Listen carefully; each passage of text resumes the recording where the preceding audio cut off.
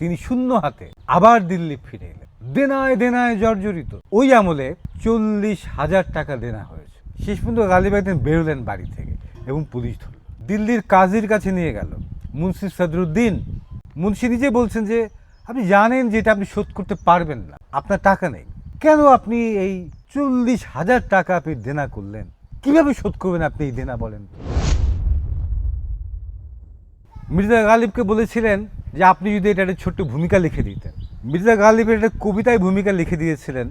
সেই ভূমিকার মধ্যে তিনি বলেছিলেন, এই পুরাতন অতীতের দিকে তুমি কি করবে, তাকাও সেই লন্ডনের দিকে যেখানে আঙুলের ইশারায় হাজার হাজার মাইল পার হয়ে টেলিগ্রাফের তথ্য এক দেশ থেকে আরেক দেশে চলে যায়।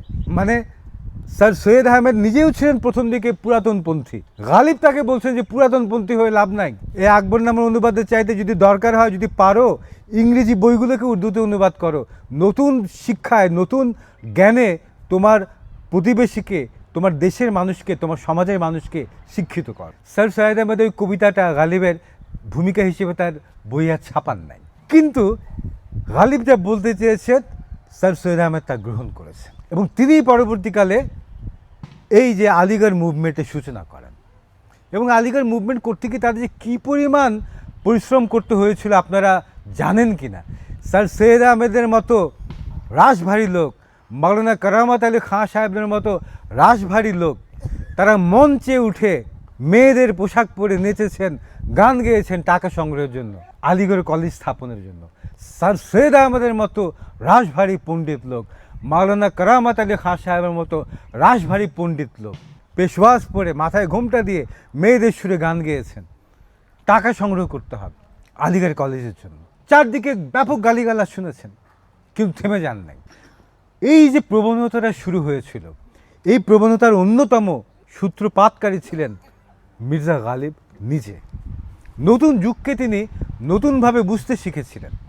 নতুনভাবে বুঝতে শেখার ফলেই তিনি অতীতকে সম্মান দিয়েছেন, কিন্তু আত্মসম্মানকে বিলিয়ে যেতে দেননি।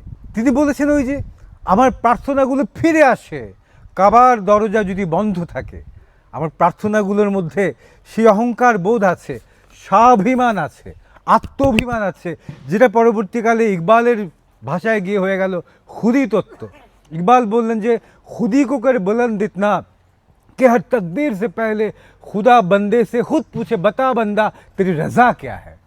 নিজের আত্মঅভিমানকে, আত্মসত্তাবোধকে তুমি এমন উচ্চতায় নিয়ে যাও যেন প্রতিবার ভাগ্য লেখা রাখে খোদা নিজে বান্দাকে জিজ্ঞাসা করেন, বলো বান্দা কি তোমার ইচ্ছা, তোমার যেটা ইচ্ছা এটাই তো আমি তোমার ভাগ্যে লিখে দেব। সাধারণ বান্দা দোয়া করে, প্রার্থনা করে, কাঁদাকাটি করে। ইকবাল বলছেন নিজের আত্মসত্তাকে এমন জায়গায় নিয়ে যাও, খুদি কো করে বুলন্দ ইतना कि हर तकदीर से पहले खुदा बंदे से खुद पूछे बता बंदा तेरी रजा क्या है।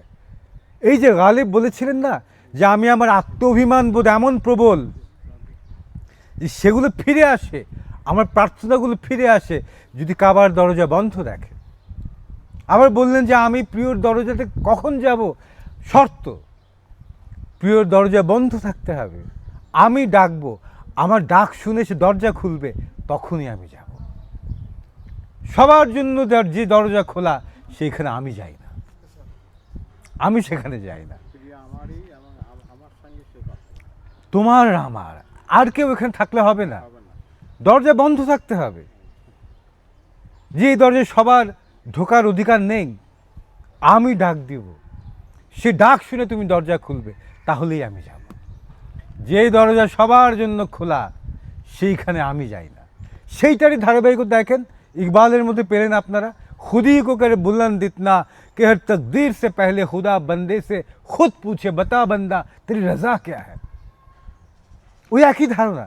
ইকবাল বলছেন নিজেকে তুমি এমন উচ্চতায় নিয়ে যাও, এমন বুলন্দিতে নিয়ে যাও যেন তোমাকে প্রার্থনা করতে না হয়, খোদা যেন নিজে তোমাকে জিজ্ঞাসা করে, বলো বান্দা তোমার কি ইচ্ছা, কি চাও তুমি বলো, যা তুমি চাও সেটাই আমি লিখে দেব তোমার ভাগ্যের মধ্যে।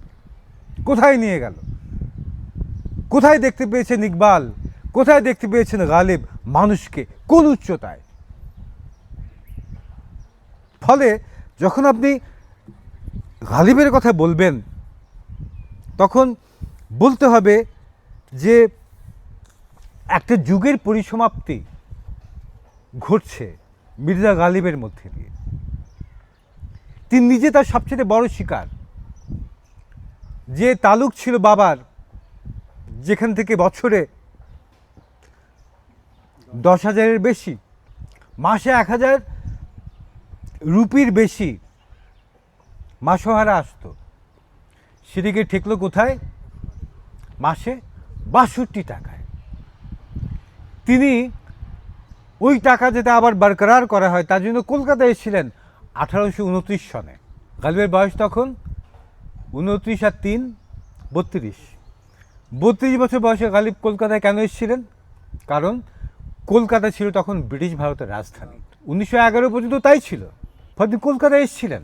কলকাতায় এসে সিমলা বাজার নামের জায়গা আছে কলকাতায়, ওখানে একটা বাড়ি ভাড়া নিয়েছিলেন। 2 বছর সফল হননি। ওখান থেকে এখানে পাঠায়, এখান থেকে ওখানে পাঠায়, ওখান থেকে এখানে পাঠায়। কিন্তু ইংরেজরা আর মোগল আমলের যুগের যে সংস্কৃতি আর তারা সেটা ফলো করবে না। ফলে ওই আগের যুগের মোগল আমলের যে মাসোহারা, সেই মাসোহারা ইংরেজরা আর বরকরার করলো না। তিনি শূন্য হাতে আবার দিল্লি ফিরে এলেন, দেনায় দেনায় জর্জরিত। তার আবার পানীয় পানের অভ্যাস ছিল, ইংল্যান্ডের থেকে তিনি পানীয় আনাতেন। সেই অবস্থা, পানীয় আনাতে আনাতে ওনার ওই আমলে 40,000 টাকা দেনা হয়েছিল। ওই আমলে 40,000 টাকা মানে বোঝেন, যেখানে 1 টাকা দিয়ে একটা বড় পরিবারের 1 মাসের খরচ চলে যায়, সেখানে 40,000 টাকা দেনা। নিয়ম ছিল ওই আমলে রইস যারা অভিজাত তাদের বাড়িতে পুলিশ ঢুকতে পারত না, কিন্তু বাইরে বেরোলে পুলিশ ধরবে। কতদিন আর ঘরের ভেতর থাকা যায়? শেষ পর্যন্ত গালিব একদিন বেরোলেন বাড়ি থেকে এবং পুলিশ ধরল। দিল্লির কাজীর কাছে নিয়ে গেল। মুন্সি সদরুদ্দিন, নিজেও বড় কবি মুন্সি সদরুদ্দিন, মুন্সি নিজে বলছেন যে আপনি জানেন যে এটা আপনি শোধ করতে পারবেন না, আপনার টাকা নেই, কেন আপনি এই বাইরে থেকে পানীয় আনিয়ে 40,000 টাকা আপনি দেনা করলেন? কিভাবে শোধ করবেন আপনি এই দেনা, বলেন তো? গালিব হাসি দিয়ে তখন একটা পংক্তি বললেন, कर्ज की पीते थे मैं पर समझते थे कि हाँ, कर्ज की पीते थे मैं पर समझते थे कि हाँ, रंग लाएगी हमारी फाका मस्ती एक ही दिन। কর্জ করে আমি মদ খেতাম, কিন্তু এটা ঠিকই জানতাম এই যে আজকে আমি খালি পেটে নেশা করছি, আজকে আমার চোখ রঙিন হচ্ছে ঠিক, ভবিষ্যতে আমার এই নেশা পুরা দুনিয়ার চোখকে রঙিন করে দেবে। কথা কি সত্যি না? আজকে এই যে এখানে ভাবেন তো, এই নেত্রকোনাতে এই প্রান্তে বসে আমরা গালিবের কথা বলছি না, তার এই খালি পেটে নিজেকে রঙিন করার নেশা আসলেও কি জগতের সবার চোখকে রঙিন করে দেয়নি? कर्ज की पीते थे मैं पर समझते थे कि हाँ, रंग लाएगी हमारी ये फाका मस्ती एक दिन। মজাটা এখানে শেষ না। এটা শুনে মুন্সি সদরুদ্দিন, দিল্লির কাজী, বললেন যে আপনি যান, আপনি যান, আমি দেখছি। পরে যে অভিযোগ করেছিল তাকে ওই কাজীর একটা নির্দিষ্ট ফান্ড থাকে না, ওই ফান্ডে থেকে দেনাটা শোধ করে দিয়েছে। একজন কবির জন্য এককালে কোনো এককালে রাষ্ট্র, কাজী এতটা উদার ছিল।